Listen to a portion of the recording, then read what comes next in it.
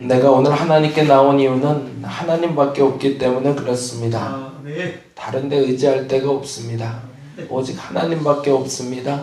하나님 나를 붙잡아 주옵시고 나를 흔드는 모든 요인들은 깨끗이 사라지게 하여 주옵시며 나를 견고히 할 수 있는 믿음의 길로 나를 인도하여 주시옵소서. 나를 흔드는 모든 것들은 나사렛 예수 그리스도 이름으로 명하노니 떠나갈지어다. 나를 흔드는 모든 것들은 나사렛 예수 그리스도 이름으로 명하노니 모두 떠나갈지어다. 하나님 참된 평안과 믿음으로 나를 붙들어 주시옵소서. 이날의 주의 은혜를 구합니다.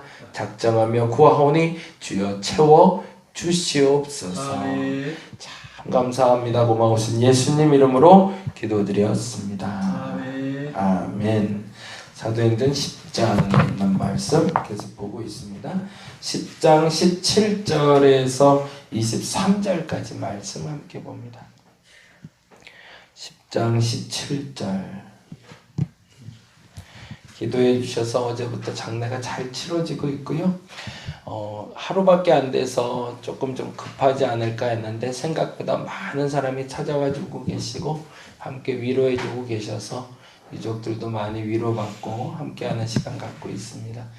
짧은 만남이지만 이 만남이 잘 마무리될 수 있도록, 그리고 오늘 아침 8시에 발인하고요. 그리고 11시에 학원 진행이 돼서 제가 예배 마치고 저는 바로 갔다가 오게 될 텐데 편하게 저희 집사람이 다 정리할 테니까요. 편하게 기도하고 가시면 될 것 같습니다. 그럼 모든 일정을 위해서도 여러분 기도해 주시기를 부탁드립니다. 10장 17절에서 23절까지 우리 같이 한 목소리로 읽도록 하겠습니다. 베드로가 본 바 환상이 무슨 뜻인지 속으로 의아해 하더니 마침 고넬료가 보낸 사람들이 시몬의 집을 찾아 문 밖에 서서 불러 묻되 베드로가 아는 시몬이 여기 유숙하느냐 하거늘 베드로가 그 환상에 대하여 생각할 때에 성령께서 그에게 말씀하시되 두 사람이 너를 찾으니 일어나 내려가 의심하지 말고 함께 가라. 내가 그들을 보내었느니라 하시니 베드로가 내려가 그 사람들을 보고 이르되 내가 곧 너희와 찾는 사람인데 너희가 무슨 일로 왔느냐. 그들이 대답하되 백부장 고넬료는 의인이요 하나님을 경외하는 사람이라 유대 온 족속이 칭찬하더니 그가 거룩한 천사의 지시를 받아 당신을 그 집으로 청하여 말을 들으려 하느니라 한데 베드로가 불러들여 유숙하게 하니라. 아멘. 고넬료가 사람을 보낸 장소는 가이사랴라는 곳이고요. 그리고 지금 베드로가 있는 곳은 요빠라는 항구 도시입니다. 거리상으로는 약 한 50km 정도가 떨어져 있고요. 근데 재미난 건 고넬료가 기도한 시간 그리고 베드로가 기도한 시간이에요. 어제는 그 기도한 시간을 말씀드리며 정시기도의 중요성을 좀 말씀드렸어요. 우리가 지속적으로 기도하는 게 왜 중요한지, 그것이 사실은 그 꾸준함이 가져오는 영향력 중에 가장 중요한 건 분별력을 갖게 되는 것이다. 그래서 우리가 멈추지 않고 기도해야 된다. 그 시간에 하나님을 만날 수 있다. 그리고 하나님을 만났을 때 의심 없이 아멘할 수 있는 조건을 만나게 된다라고 말씀드렸는데 오늘은 그 시간에 대해서 한 번 더 좀 살펴볼게요. 한번 10장 2절 한번 보겠습니다. 10장 2절 3절인데 같이 한번 봅니다. 그가 경건하여 온 집안과 더불어 하나님을 경외하며 백성을 많이 구제하고 하나님께 항상 기도하더니 3절 하루는 제9시쯤 되어에 동그라미를 해놓죠. 제9시쯤 되어. 제9시는 우리 시간으로 오후 3시쯤이 됩니다. 유대인들의 기도하는 시간이 돼요. 오후 3시쯤 환상 중에 밝히 봄에 하나님의 사자가 들어와 이르되 고넬료야 라고 했다고 하죠. 반면 이튿날이라고 되어 있는 시간을 봅니다. 10장 9절입니다.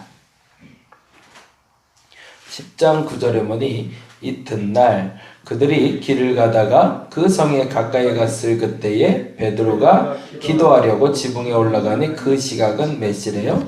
제6시 되어 있습니다. 제6시는 정오, 지금 우리의 12시 정도가 됩니다. 그러면 얼마나 시간이 지난 건가요? 한 21시간 정도 시간이 지난 거죠. 근데 21시간 동안 가이사랴는 아까 말씀드린 대로 요빠와 50km가 떨어져 있었거든요. 근데 그거를 21시간 만에 21시간 만에 도착했던 거죠. 그럼 얼마나 빨리 걸어야 될까요? 거의 쉬지 않고 걸었다는 거죠. 그리고 조금 더 재미난 건 그러면 고넬료가 과연 이 하인들을 언제 보냈을까라는 거예요. 즉각이겠죠. 하나님의 말씀을 들었던 그 순간에. 제가 고등학교 2학년 때 처음으로 학원이라는 것을 좀 다녀봤어요. 학원을 그렇게 안 보내주셔서 그냥 공부의 필요성을 못 느끼신 건지 굳이 안 해도 된다 여기 쓴 건지 그래서 학원을 안 다니다가 저희 동네에 한국학원이라는 학원이 생겼어요. 단과반이 하는데 그래서 오랜만에 기쁜 마음에 그냥 공부도요 안 하던 애가 괜히 시켜주면 기분 좋게 다녀요. 그러니까 무조건 안 할 때 억지로 시킬 게 아니라 하고 싶을 때 시켜야 맞는 것 같아요. 그래서 학원을 갔는데 그날따라 비가 많이 왔어요. 그래갖고 우산을 오랜만에 가져가서 학원에서 수업을 듣고 나오는데 그때 기도를 조금 할 때였거든요. 고등학교 2학년 때인데 이렇게 우산을 쓰고 딱 나오는데 뜬금없이 하나님이 마음을 주시는데 저 앞에 사람한테 우산을 좀 씌워주라는 거예요. 대도 안 되는 얘기죠. 이렇게 비가 오는데 그리고 생존부지의 사람한테 내가 왜 우산을 씌워줘? 근데 내 마음에 계속 그 마음을 주시는 거예요. 좀 우산 좀 씌워주지. 그냥 이래 뭐 우산 좀 씌워줘라 뭐 이렇게 확 들려왔으면 날 텐데 에이 우산 좀 씌워주지 뭐 이런 마음으로 계속 오는 거예요. 아직도 그게 생생해요. 근데 더 생생한 건 그 고등학생 학생이었던 것 같아요.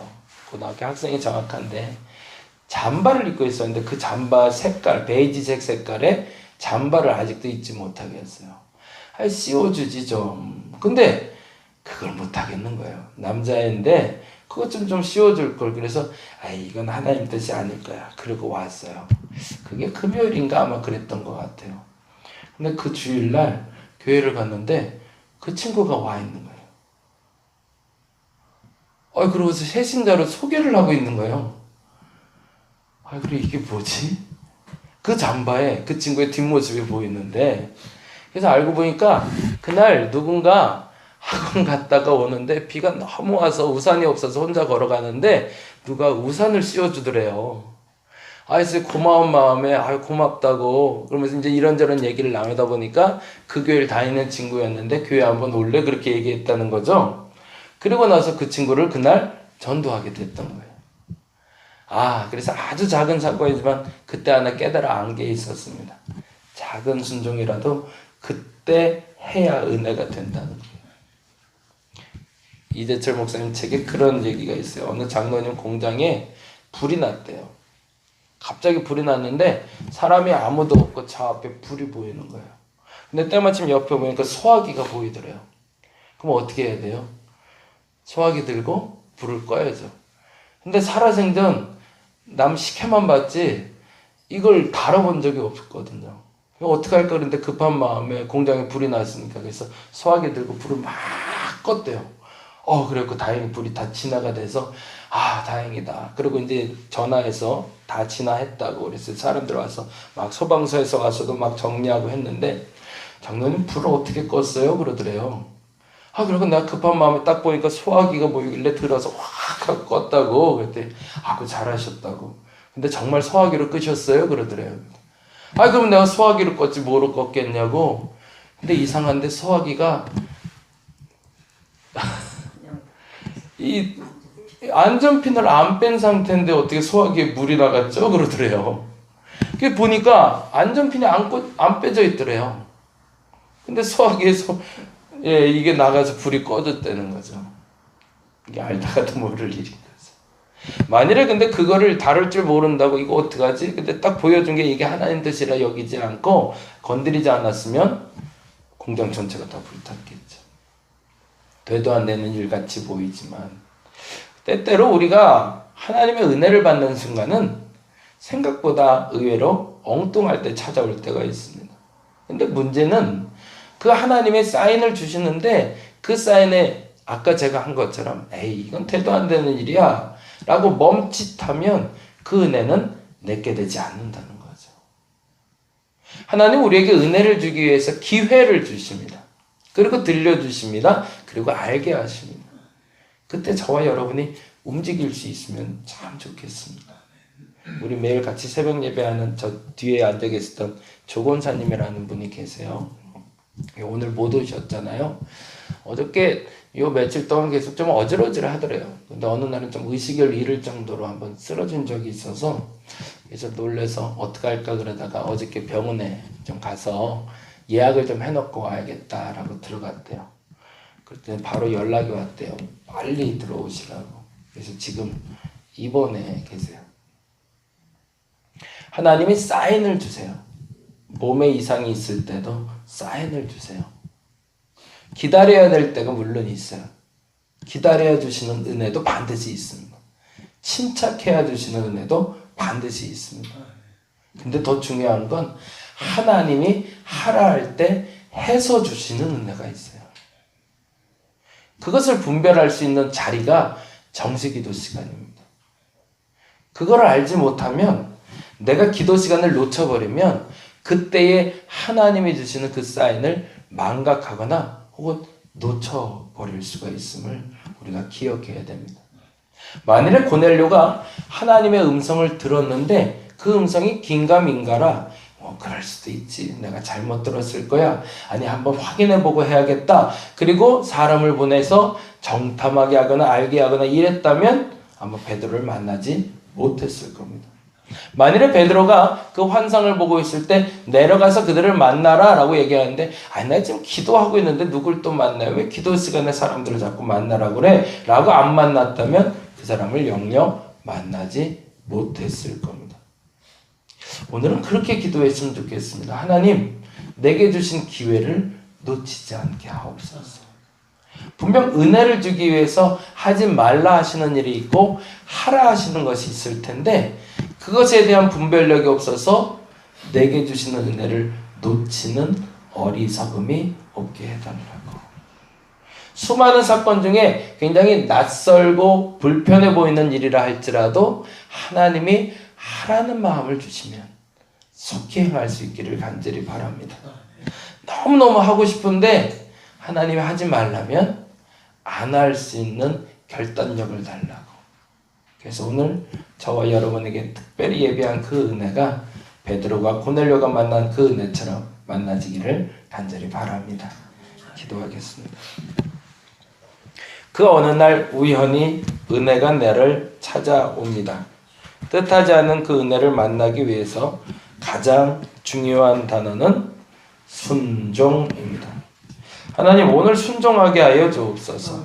오늘 멈추지 않고 진지하게 앉아서 하나님의 말씀을 경청하게 하여 주옵시고 주께서 하시는 말씀에 머뭇하지 말고 올곧게 일어나 행함을 실천하는 우리가 되게 하여 주옵소서.